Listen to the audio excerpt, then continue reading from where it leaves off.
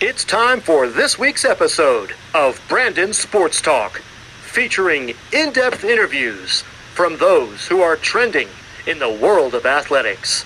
And now, here's the host of Brandon Sports Talk, Brandon Pate.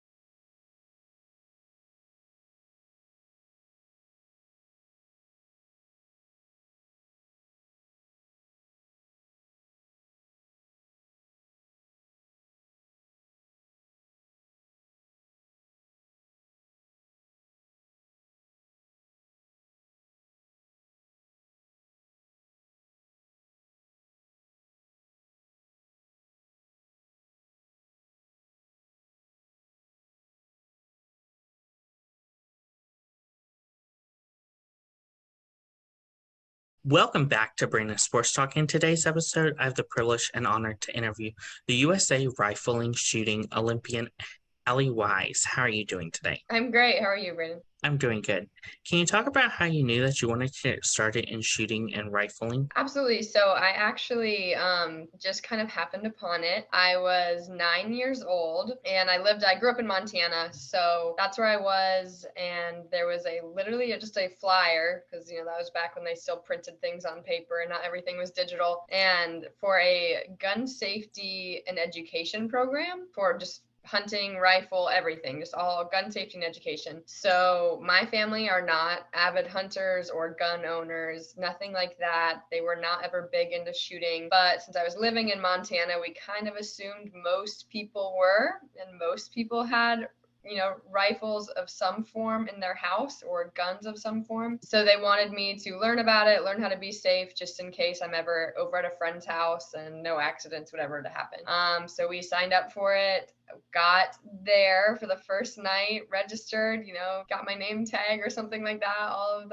those things. And it ended up being the gun safety and education. So I did learn a lot on gun safety, which I'm so grateful for. But then I also is where I learned that this was a sport, that I love this sport, that I was excited to go far because we did competitive BB gun target shooting. So just a 9-year-old little girl with a Daisy 499 spring air BB gun, learning all of the basics and the fundamentals that I still use today. Of course, what was it like going to Ole Miss and being a part of the rifling club? Oh, I am so honored and blessed to have made that team. I was not as good as a competitor and shooter as I am now, so I wasn't highly sought after as a recruit to various universities. Their coach reached out to me, so that they'd kind of been keeping an eye on me, were super interested, and offered me an official visit. As soon as I got down there, I pretty much fell in love. I loved the team. I loved the support staff, the coaches, all of that, the university, the town. And so I kind of knew it would be home for me. So I'm so grateful for that opportunity. Of course, what were some of your memories of competing collegiately for shooting? Oh gosh, probably a lot of the road trips. So of course, like you're gonna hear me say this a lot throughout this whole thing, is the sport is huge, the competing is huge. I do not remember a lot of the actual moments of my scores or outcomes or anything like that. I think really truly anything in life is about the journey.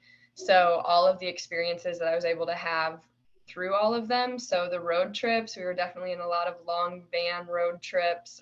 So tightly packed with all my teammates, getting to talk, sleep, watch movies, stop and get food. So all of those are probably some of my favorite memories. How is it like getting to put on the Ole Miss uniform and represent Ole Miss during the shooting? I was very excited, again, very honored and blessed. I had a whole uniform that had, Ole Miss down the back of it, so everybody knew what school I went to. And so I was very proud and excited to be from Ole Miss, and especially when I started winning and representing our team the best way I could. How is it like getting to compete in the SEC and getting to face teams like Georgia and Alabama? So exciting for a lot of reasons. Just being an SEC school was exciting. I knew nothing about, I guess, divisions when I grew up in high school and in Montana, so I really didn't know what the SEC was. So when I got more involved, I learned what a powerhouse they are in all sports. Georgia and Alabama actually don't have rifle teams, but just the football games and that atmosphere was unmatched. Of course, what were some of your typical game days like competing for Ole Miss? Let's see, long. We would typically have a few different relays. So we would start at 8 a.m., which would mean being at the range at 7 a.m. We would shoot both guns in the same day, which is very different than what I do now.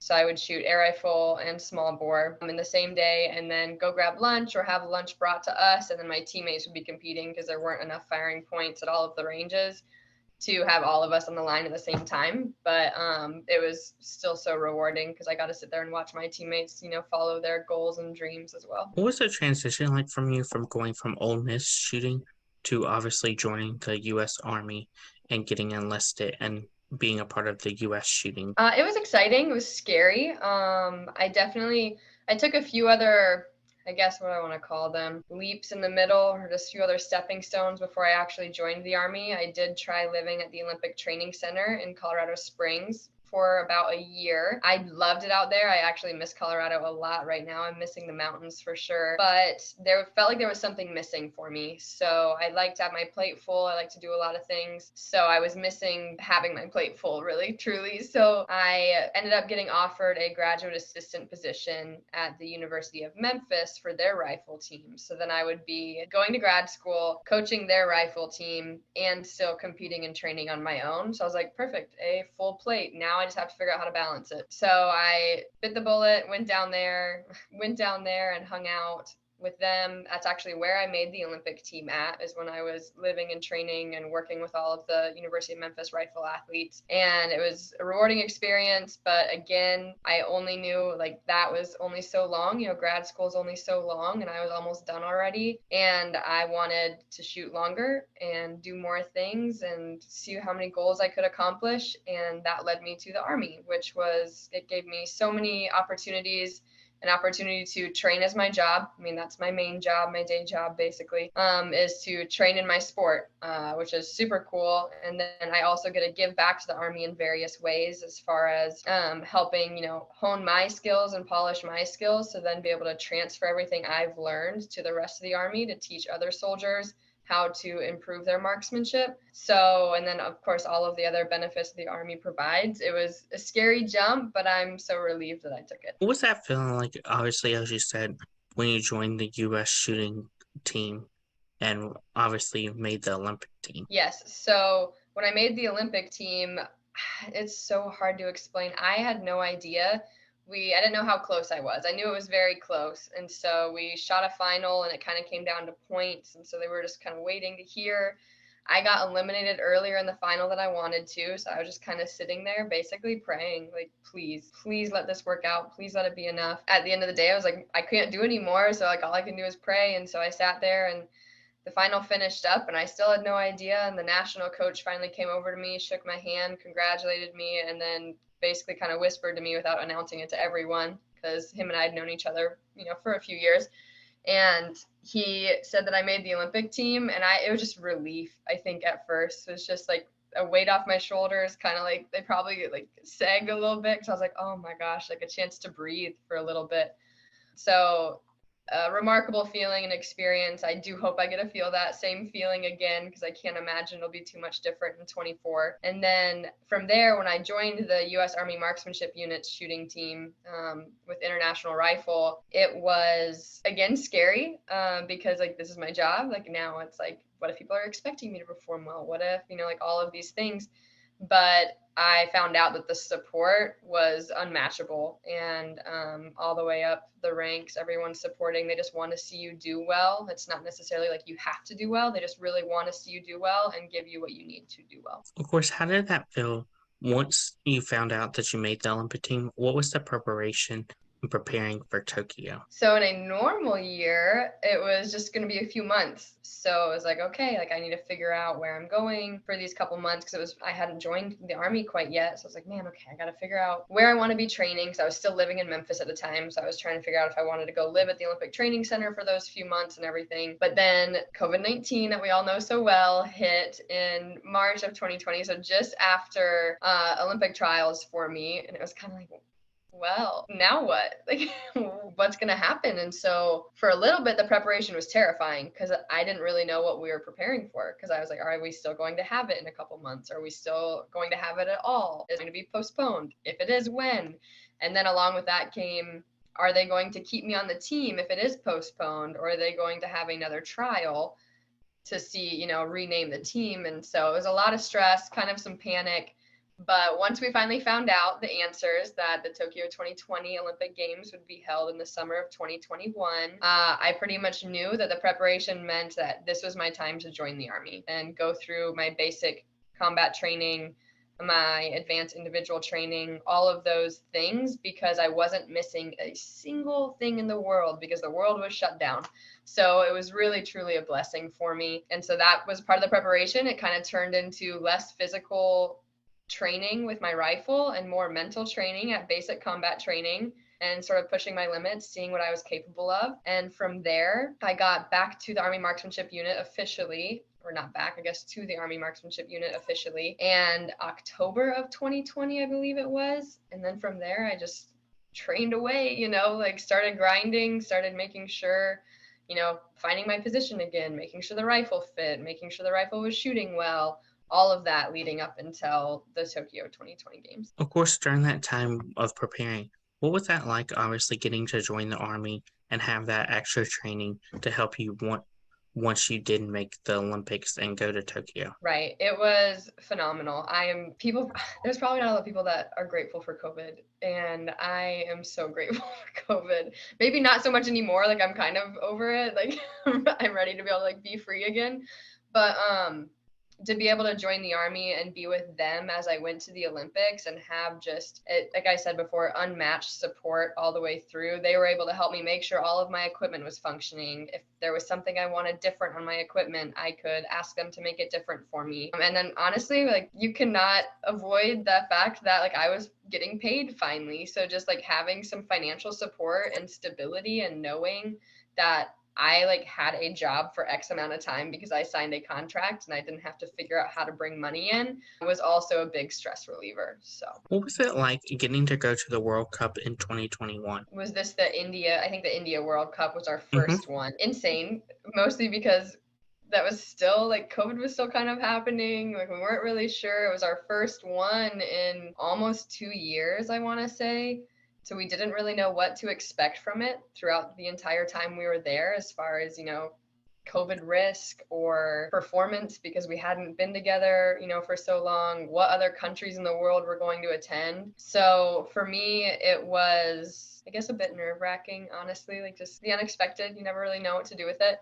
Then I actually ended up winning my first ever World Cup silver medal there. And I think a lot of it gave me the opportunity to release myself from all expectations, because we were living in such a world of unknown. I really couldn't allow myself to expect anything specific. So I allowed myself to release the expectations and just kind of see what I can do, what I was capable of, which is something I had worked on during basic training mentally as well. And it worked out in my favor, and I left with a silver medal, and it was super exciting, and it really kind of lit the fire to continue on and win more medals. Of course, for you, how is it like, obviously balancing being a part of the marksman for the Army along with your time representing the U.S., along with your military service? Right. Okay. So with being with the U.S. Army Marksmanship Unit and Team USA, there's fortunately not a whole lot of balance I have to do, just because our team works kind of closely with our governing body, as far as, our team will support us if the governing body cannot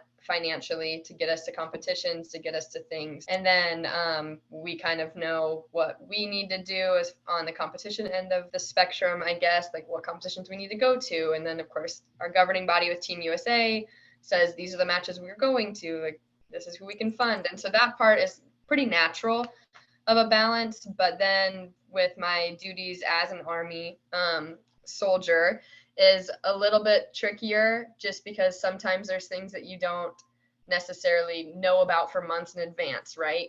As an athlete, we like to train, lay everything out, lay out our training plan, have all of these things ready to go. And it's oh, well, in 3 weeks from now, I'm doing this on this day.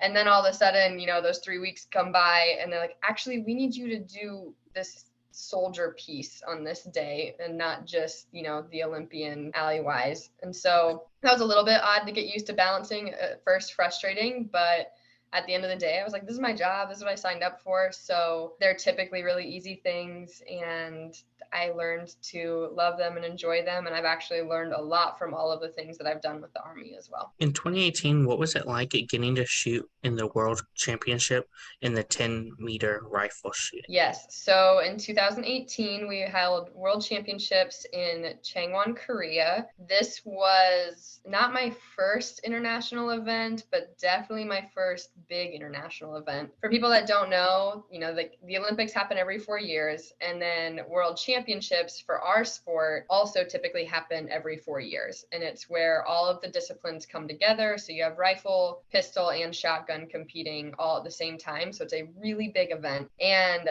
for me, being my first really big event, I'm grateful for the experience, but it was not at all what I wanted it to be, just on my performance side of things.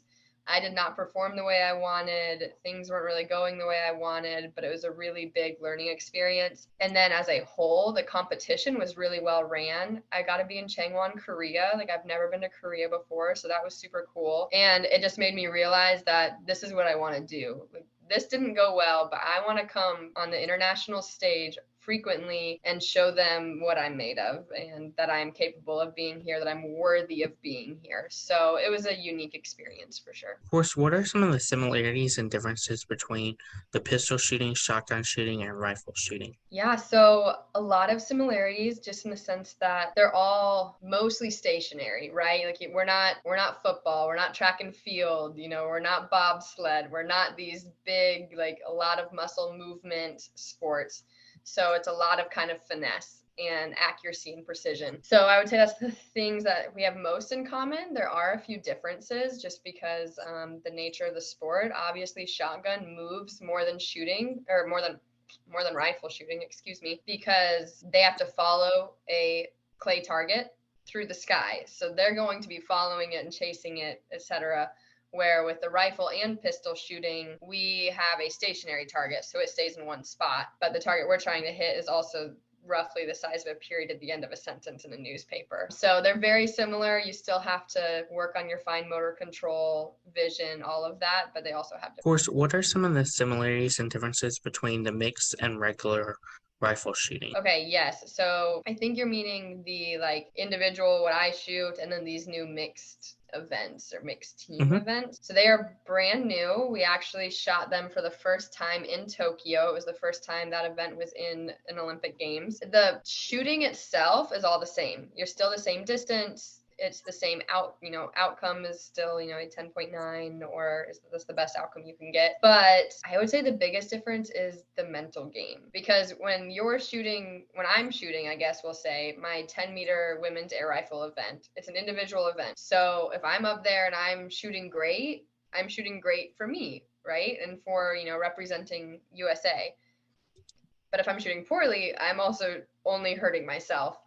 So then once you get into that mixed team event, it kind of changes things up a little bit, because you end up impacting the outcome for two people instead of just one. But very cool experiences, because you learn how to, one, work with another athlete that you may not train with all the time, since we don't necessarily have to, because we're still shooting on our own firing points and doing our own thing. They're just adding our scores together. But you learn how to work with them as far as this is what I need from you, what do you need from me? And then you also learn how to trust others, and you also learn how to let go of the control of the situation a little bit, because you can't control how they do. And you also need to learn how to control your mind, so that way you're focused on you and performing the best you can to be able to help two people, rather than being afraid of hurting someone else. How's it like for you to get to put on the Team USA gear, along with get to put on the Army gear too? It is so cool. I cannot believe that's the only word I have for it, just because I'm getting to represent two of probably the largest organizations in the United States of America, and the most elite organizations in the United States of America. So to be able to wear the Army Star as well as Team USA stuff is super rewarding. I'm so thankful to be able to represent both of them where I go and not having to choose just one. What was that feeling like getting to live out your Olympic dream? Indescribable. Honestly, I wish I could put it into more words. I will say some of it just because it was a different, very historic Olympic Games that wasn't always, didn't have all the same things that previous games have had just because of the restrictions involved.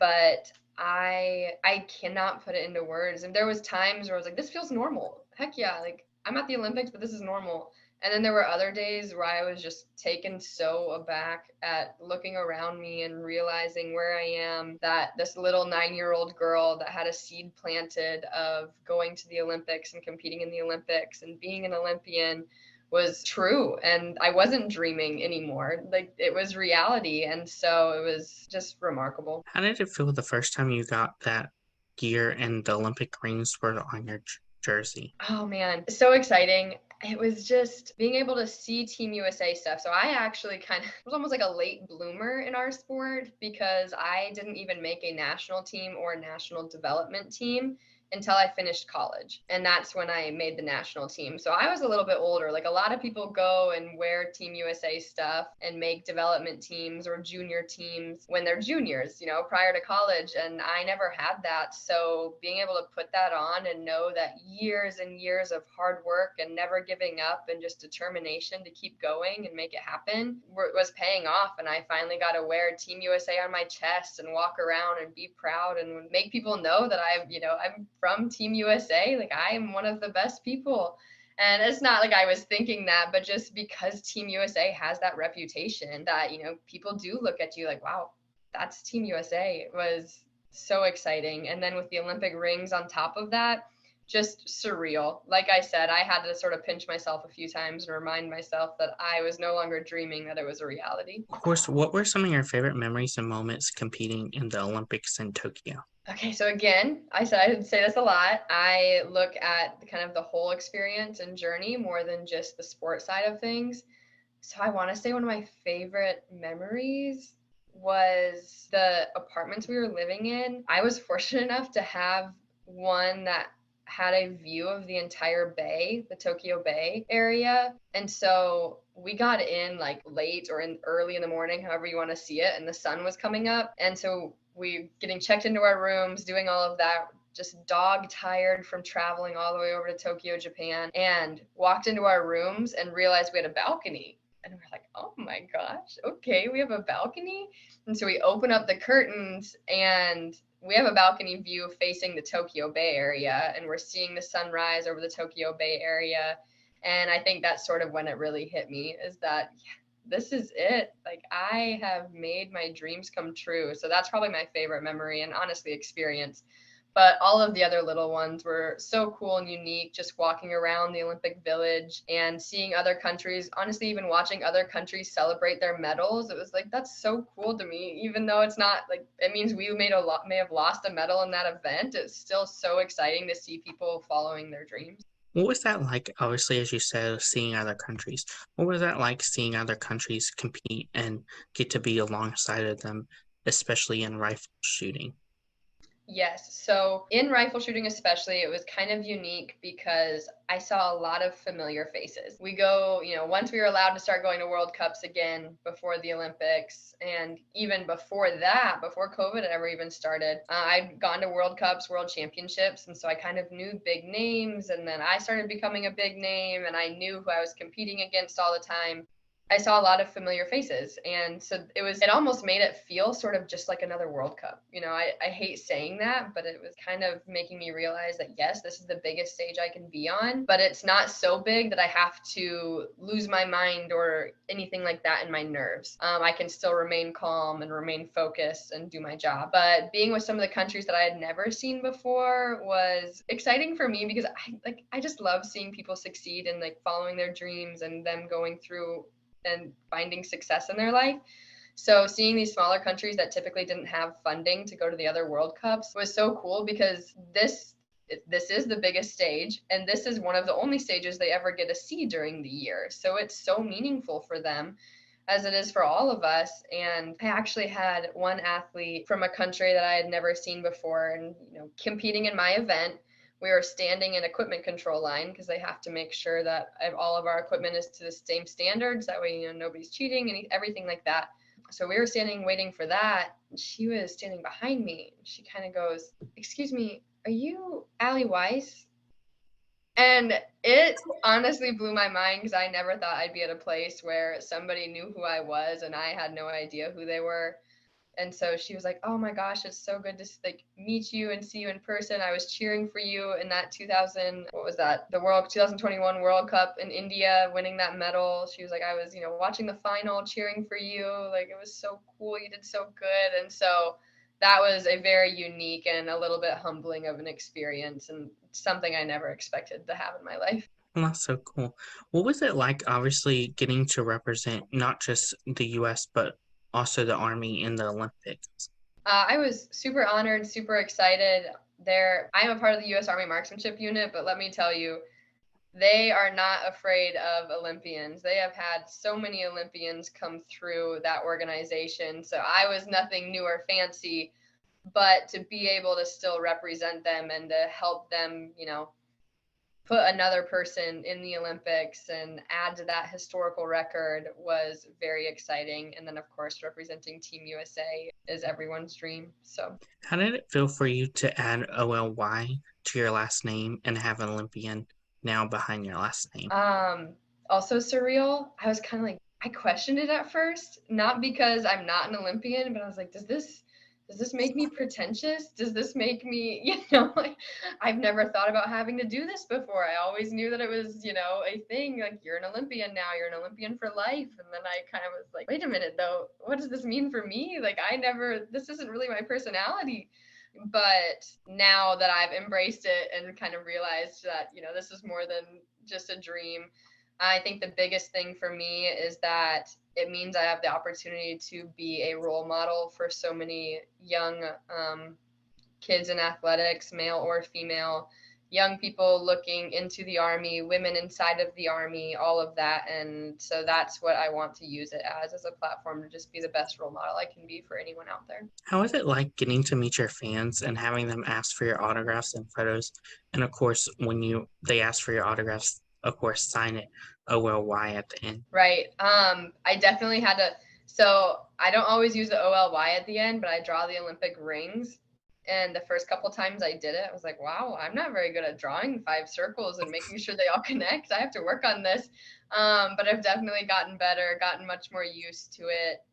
It was, again, just mind-boggling. I couldn't believe it was real. But now that I'm more comfortable with it and I've seen it a little bit more often than the first time, I am just excited that there are people out there that look to me, and I just try to remember that on a daily basis, that there are people out there watching and that want to possibly be me and follow in my footsteps. So I want to make sure I'm leading a good path. How was it like, obviously, when you came back home and you received the Olympic rings from your time? Yes, exciting. It takes them a little bit to make them. And so I kind of got home and didn't really even know when to expect them. But as soon as I got it, I was like, oh, what the heck? What's this package in my mailbox? And then I opened it up and I was like, oh my gosh, this is an Olympic ring. And I took it out, kind of felt like it was sacred. It's like, I don't want to get fingerprints on it. What am I supposed to do? But when I wore it for the first time, it also just really sank in. And it was like, this is such a cool commemorative piece for going to my first Olympics, but definitely, hopefully not my last. Of course, what does it mean to you to be a U.S. shooting rifle? So much, because this is a hard question. I think the reason it means so much to me is we're not a well-known sport. And so it's an exciting opportunity to educate people on the sport, to teach people that it is a sport, an Olympic sport, a collegiate sport, all of these things that there might be a young kid out there that doesn't like any of the mainstream sports. They don't want to play soccer, basketball, baseball, football. They don't want to play something like that, but they want to get involved in something. And maybe they do like shooting their gun, with their parents or something, to go hunting. And they have no idea that this is a sport. So I think it's really cool and means a lot to me to be able to be such a part of such a unique organization. Who are some of the people that you look up to in the rifle shooting community? Man, everyone. I know that's wild, but I like looking up to the people that succeeded before me and, wanting to follow their paths of success and put my name in the history books along next to theirs. And then, so, there's a few. Lona Swigger was an incredible shooter. He brought home medal after medal after medal. He was also in the U.S. Army. So I would, of course, love to be able to be, my name next to his in the history books would be phenomenal. And then I don't want to discredit ever, looking towards the future of our sport as well. And these people that are so ambitious and so full of drive and excitement for their dreams and following them, because let's be honest, like sometimes as an athlete, then you get to essentially a professional type of level or such an elite level. Some days are draining because you are working so hard to making sure every single detail is polished to a T, that you really want to remember why you're doing it and how it started. So I look both up and down. Of course, who are some of the influential people in your career that have shaped you into the person you are? I think numerous, first of all. Like there is a lot of fact in the village behind an athlete, and that it takes a village to succeed, because you see our faces, you see our names and our success, but you don't see all of the names of the people behind us. So I would say the most influential has got to be the person that planted the seed, because if that seed was never planted, I would not be here. And that would be Chris Winstead. It was when I was shooting BB gun. He called me Annie Oakley, said I had a lot of natural talent and I could go really far one day if I wanted to put in the work. Like I couldn't just rely on that talent, but if I wanted it, I could go far. And so that was the seed that got planted. That's when he told me about the Olympics. He's like, you could make an Olympic, you could go to the Olympics for this. Did you know that? And of course, I'm 9, so no, a 9-year-old little girl in a sport that she just discovered had no idea. But him having so much faith in me and so much confidence in my ability to go a long ways and be successful at 9 years old, when, now I'm in my late 20s, and making all of those things happen is just phenomenal. So he was for sure probably the most influential, but that does not mean that I have not had incredibly influential people since, whether it's teammates, competitors, lifting me up even though we're competing against each other, my best friends, most importantly, my family, understanding that following this dream means they might not be able to see me as often because I don't have a lot of vacation time, because it's competitions pretty much year round, and it's hard to take time off of training when you have a competition coming up. So they've influenced a lot of my success and a lot of my life. So I have to thank them for that too. What are some of your future plans in the sport of rifle shooting? Future plans. So the first one is actually, we're going to go like short-term to long-term future plans here, as we like to do as athletes, is World Championships in Cairo, Egypt this fall, October actually, where I will be competing in the 10-meter women's air rifle as well as the mixed team air rifle. So that's going to be step one, is hopefully win a medal or win a quota for the United States to have a spot to fill for the 2024 Olympics. And then as we go, it'll just be to continue improving and then make the 2024 Olympic team, as well as make the podium at the 2024 Olympics in Paris, France. And as of right now, I haven't set out individual things for the next quad after between 2024 and 2028, but I do want to still keep shooting and maybe retire after the 2028 Olympic Games, as they are held in Los Angeles, California. But you never know what life throws at you, so we will take it as we go. But right now, our sights are set on the 2024 Paris Olympic Games. Of course, how is that going to feel like, obviously getting to make that 2024 Paris and hopefully that 2028 Los Angeles Olympic team? I think exciting. I think even more rewarding than the first one. Like the first one's really exciting, but then that's also where you learn, like where you just learn what the Olympics truly are. We watch it on TV all the time, but we're not behind the scenes as we're growing up. So I think making that second one and having some experience under my belt and knowing what to expect when I get to Paris and also LA in 28 is going to be very beneficial and very exciting. So I hope I can keep that mindset all the way through and just sort of plan on it and make it happen. Of course, what advice would you give those people that are in college looking to represent the U.S. level of rifle shooting? Yeah, I think the best advice I'd have for people, in college looking to compete for Team USA and being on the same, international level is attend the national matches that allow you to, you know, have scores or produce scores that can impact, however they are selecting. They kind of change it up every now and then, but I would say my biggest advice is to try to go as many national matches as you can, get out there and compete. Maybe save some money just in case you need, some money somewhere to be able to travel internationally, because they can't always fund every single person. But if you have the opportunity, you don't want to say no. And then just train hard, work every day at it, remind yourself of your goals, and do the same things you're doing for your collegiate shooting and just extend it out a little bit bigger. What advice would you give those collegiate shooters looking to compete collegiately? If I was to give advice to college shooters competing collegiately and who want to continue competing collegiately, it's making sure you're an asset to the team in the best way possible, right? So collegiate shooting is outcome, it is scores, there are NCAA championships, all of that.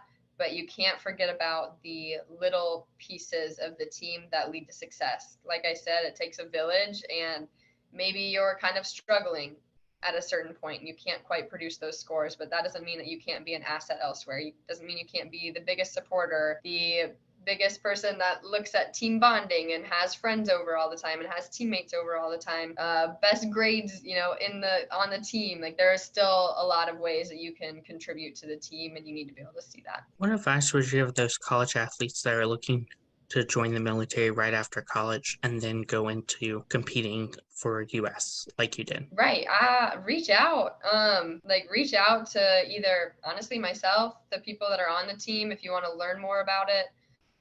If you are competing collegiately and think you might be interested but don't really know in the Army Marksmanship Unit or just the Army as a whole, don't be afraid to ask the questions. I think that's a really big thing that anyone looking at joining the Army gets really scared of, is not knowing what to expect, because they just think of what they see in movies, and so that kind of makes them turn away from it, which is honestly what turned me away for a long time, until I started asking questions and learning more about it and educating myself and realizing that there's no better place for me to be. What advice would you give those people that are looking to go to the Olympics and also compete in the military? I would say advice for those looking to go to the Olympics and also being a part of the military is knowing that it is not easy. I wish I could say it's easy, but I am not a liar. So it's a lot of work. It's a lot of dedication. I mean, it's dedicating yourself to the military, the armed services, as well as to your passion in trying to go to the Olympics, which means there's a lot of sacrifices. It means you need to surround yourself with people that support you and truly support you, whether that means them being in your life or not in your life. You need to know who is there that wants to truly see you succeed and help you do whatever it takes. So be prepared to work really hard, but the reward is completely worth it. What advice would you give those Olympians that are looking to go to the Olympics for the first time or multiple times? Yeah, absolutely. So anyone looking to go to the Olympics for the first time or multiple times, I think is, you need to put in the work. You need to understand that if you're always giving 50% of what you have, you're probably only 50% likely to make your goals and achieve your goals, right? So it's what you put in. What you put in is what you get out. So let's say you only have 50% that day. You slept terrible. Your dog was up all night. Like, you have a baby, your baby was up all night. Just something crazy. You were working really hard the day before, and you only have 50% that day. You need to be able to give 100% of that 50% of yourself towards working towards those goals. Otherwise, it makes it really hard if you don't make those goals and you weren't true to yourself that whole time before. That's great advice. Where can my listeners find you at on social media? Absolutely. So, I'm probably most active on Instagram. So I need to think about it. I think it's at @A_Weisz, which is WEISZ7, because it's my favorite number. And so that would be my Instagram handle. I believe I made my Twitter handle the same thing. Every now and then there's some like good nuggets of like funny stuff on my Twitter, but I'm not as often on that one. And then of course, Facebook, you can try to find me. I'm not on that one as often anymore either, but eventually maybe we'll get into TikTok. But right now I just watch the videos. I do not understand how people do all these really cool transitions. So, but for sure, find me on Instagram. Thank you again, Allie Weisz, for your interview, and best of luck in your future as a U.S. rifle shooting. Thank you so much for having me, Brandon. It was great. You can find Brandon Sports Talk on Facebook at Brandon Sports Talk, Instagram at Brandon Sports Talk, Twitter at Talk_Brandon, and you can find me on YouTube at Brandon Sports Talk. Don't forget to like, comment, and subscribe. Thank you again, Allie Weisz, for your interview, and best of luck in your future. Thank you. You've been watching Brandon Sports Talk. Please feel free to like, share, and subscribe to Brandon Sports Talk on social media and on YouTube.